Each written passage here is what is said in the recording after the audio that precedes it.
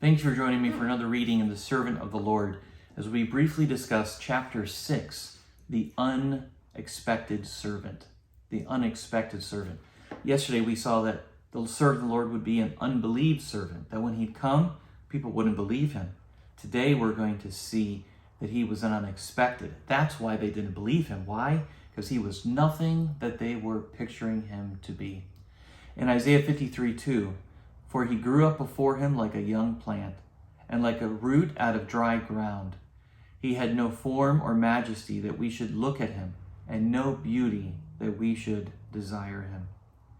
The Jews expected something very different out of the Messiah as to who actually Jesus was when he came. They expected a conquering king, a warrior-like person who would extinguish all their enemies. But instead, all those expectations fell short. See, those are actually second coming expectations. The first coming didn't line up with their expectations, so they didn't believe him. Why? He grew up before him like a young plant. This young plant is, the analogy here is like a weed to be chopped off and thrown off. He grew up before them, and they looked at him like he was a weed, like a nuisance. Like a root out of a dry ground. A root in a dry ground only serves for one purpose. It's dead, and it trips people up.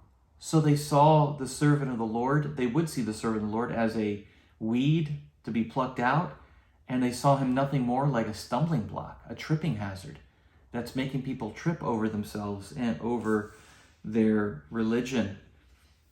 And so this is exactly what Jesus endured.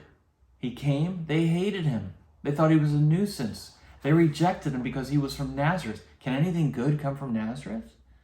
That's what they said of him. He's the carpenter's son. Don't we know his parents? And then when he started to teach, that's when it all fell apart for them. And they said, this guy claims to be God. This guy is breaking the law of Moses. We need to get rid of him. He's nothing more than a stumbling block. Yeah, the servant of the Lord, that's who he would be. And that's exactly who Jesus was.